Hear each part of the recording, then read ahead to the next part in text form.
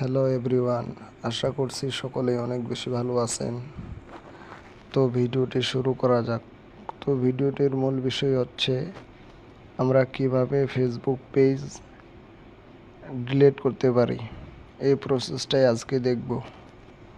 তো আমরা ফেসবুকের অফিসিয়াল অ্যাপসটি ক্লিক করব।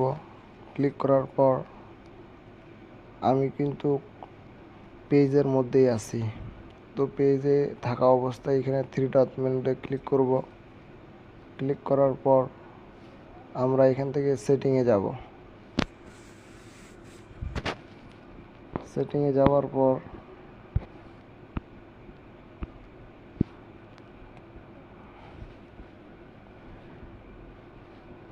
এখানে স্ক্রল করে নিচে আসব। তো নিচে আসার পর এখানে দেখা যাচ্ছে যে অ্যাক্সেস অ্যান্ড কন্ট্রোল, এটা ক্লিক করব। এখানে ক্লিক করার পর তো আমার নেট প্রবলেমের কারণে একটু দেরি করে আসতেছে এটা।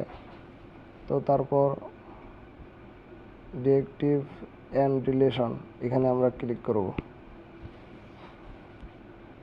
এখানে ক্লিক করার পর নিচে দেখা যাচ্ছে ডিলিট পেজ, এখানে ক্লিক করে আমরা কন্টিনিউ দিয়ে ক্লিক করব।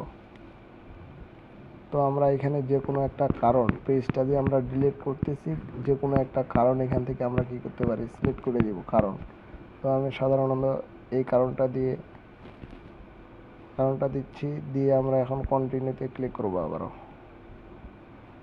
কন্টিনিউতে ক্লিক করার পর আবারও এখানে আমরা কি করব, কন্টিনিউতে ক্লিক করব।